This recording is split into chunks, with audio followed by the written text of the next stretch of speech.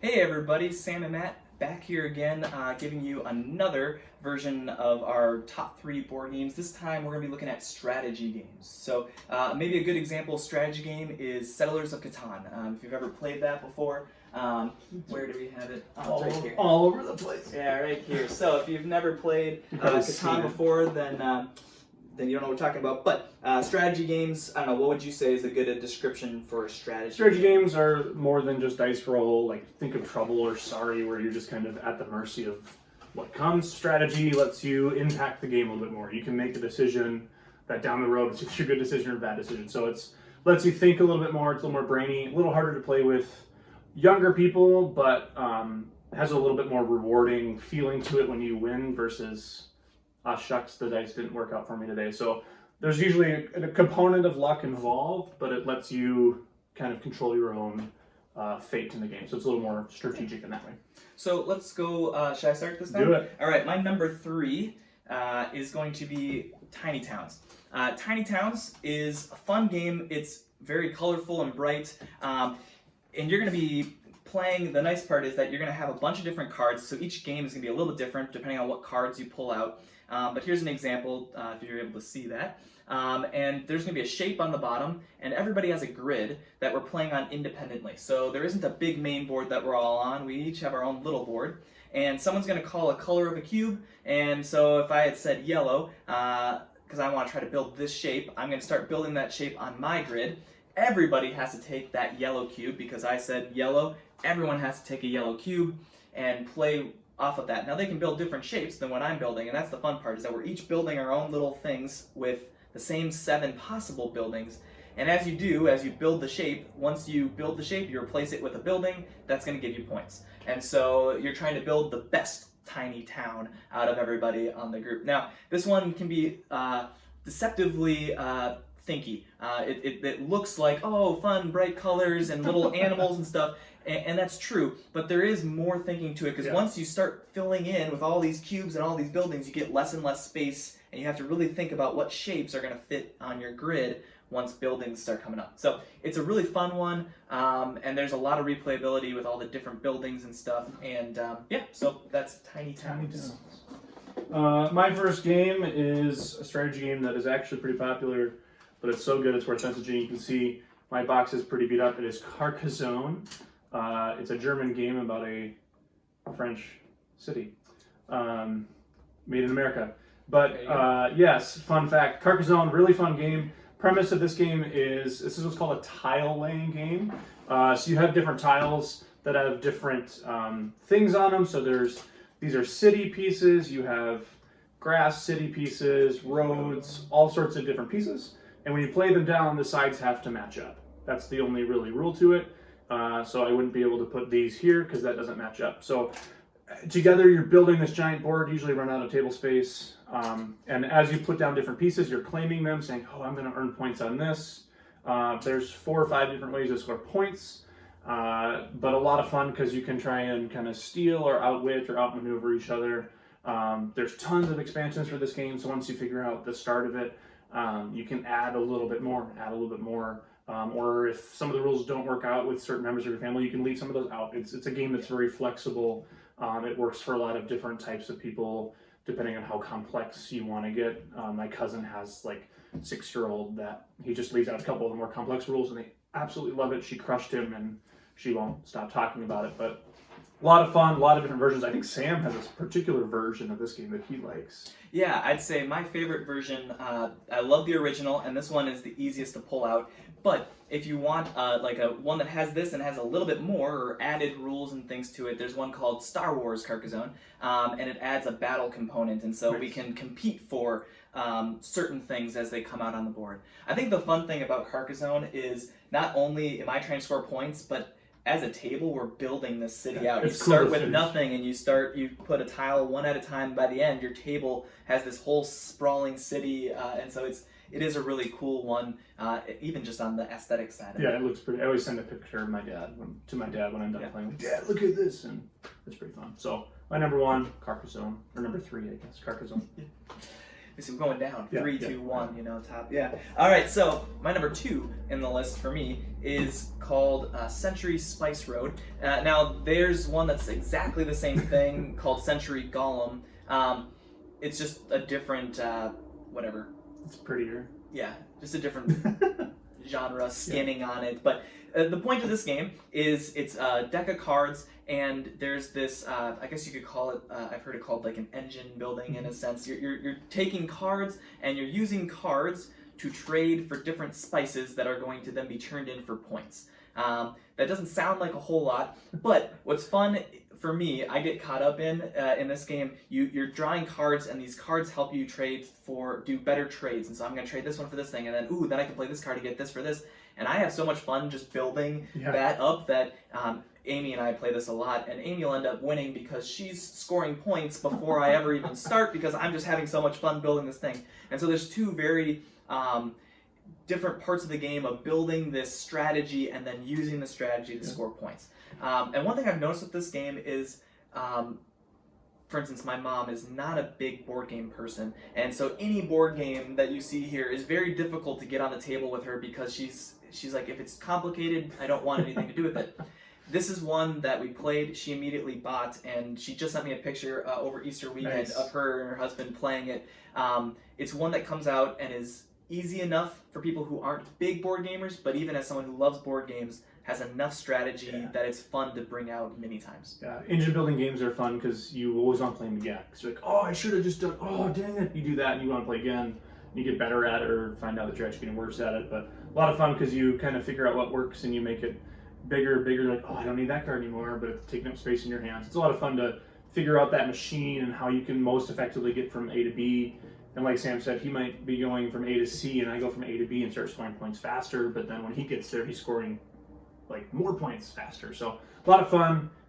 Engine buildings are a lot of fun. Definitely check it out for strategy games. There you go. My number 2 is a little game called Hive. This is only a 2-player game, so the other games we talked about can play like 3, 4, Carcassone's up to 6. This is just a 2-player game. This is kind of what I've called modular chess, is the easiest way that I explain it. Everybody has a queen bee, so the premise of this game is they're all different. Insects and bugs and different things like that. So everybody has a queen bee, and this is kind of like your king in chess. Once this is surrounded completely on all these sides, you lose the game. But each type of bug, so there's grasshoppers and ants and spiders and pill bugs and ladybugs, and all these different pieces move or do things in particular ways.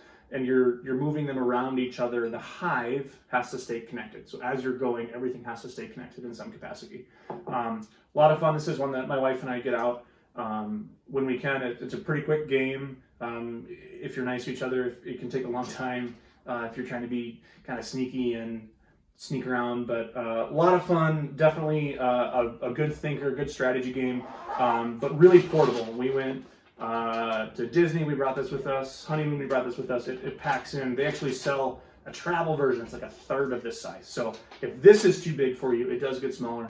But Hive, fantastic, really fun. Like I said, kind of 3D modular chess. Things are moving around and all the different pieces do different things.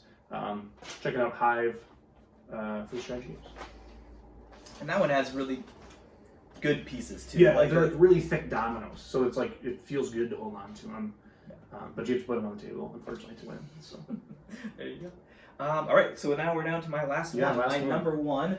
And this one is called Wingspan.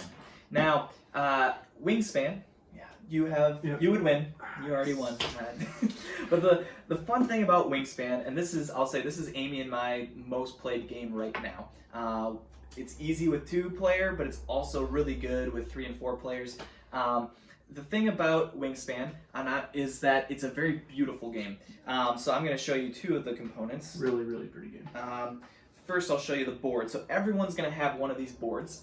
And the goal of this is kind of engine building again. Yeah. You're going to be placing cards on your mat, and you're going to be building out. These cards have little birds on them, which I'll explain the birds in a minute. But you're going to be building out these cards, and as you do, you're going to be building this engine of, oh, when I go here, I get points from this bird, and then I get food, and then I get this other thing, and you're kind of building up this whole thing. It's super beautiful. You put it out. It comes with a little. It's called a dice tower, where you roll the dice in, and it looks like a little bird feeder. So it's our birdhouse. Yeah. And so it's kind of fun because all the components in here are beautiful. Like if I pulled it all out, they're really. It's a pretty game on the table, and it's based around these cards. The base game has 170 of these cards that are all different. Every single one of them has a different bird on it, and they have little facts about the birds and all that stuff. And you learn a lot about birds. we actually had a lot of fun learning about the birds. But so the nice part is that this theme is very different. There's not a lot of bird games out there, and the thing that's fun, we already mentioned the whole engine building idea, is that each game is different because you have 170 cards. What cards come out changes the strategy. There's different ways of scoring points each game because of the way that these little tiles that tell you how to score points come out. So every game is going to be different. But there's a strategy that I like this certain way of going after certain types of birds, and Amy wants to go after these other kinds. But do I do that in this round because that's more points over here? And as you're building, it's so much fun. At first, you only get to go to one spot, but as you build these birds out, now when I go to that spot, I get 3 things from it because I built these cards out onto my thing. So anyway, it's a lot of fun. It's a really tough game right now to find because it's so popular. It's been basically they keep coming in stock and selling out. So this one might be a tougher one to find.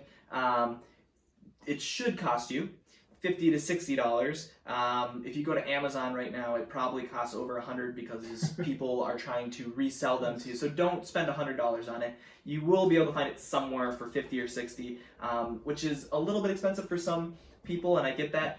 But it is one that is worth it. Between the components and the gameplay, it is a lot of fun, and so I'd highly recommend Wingspan. Sweet. So my number 1 is a game called Smash Up. This is a box that gives you 4 different, what they call factions, or 4 different things that you get to smash together. So this is one box that I have. You could have ninjas and pirates and princesses and kittens. And so I could be ninja kittens, and then you have these different things that working together, and I've smashed those up. So I am the ninja kittens, and I try and oust other people. This game is a lot of fun. These little boxes are like $10-15, I think, something like that. But if you're like me, you figure that out. You're like, I want more.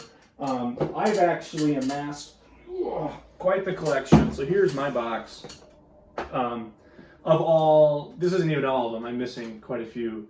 But just to name a few, there's... Do you have a favorite? I do. My favorite is Zombie Princesses. Solid. The zombies and then the princesses are all based off of Disney princesses. So this game is very funny. It has Astro Knights, which are Star Wars, but they can't call it that because it's copyrighted. So they have a lot of fun with calling things different, like kickoffs. But yes, Zombie Princesses. My wife has banned me from doing that because I usually win, which is fun. So this game usually you pick one, then you pick one. So if I pick one, she'll pick the other one. So I can't do it.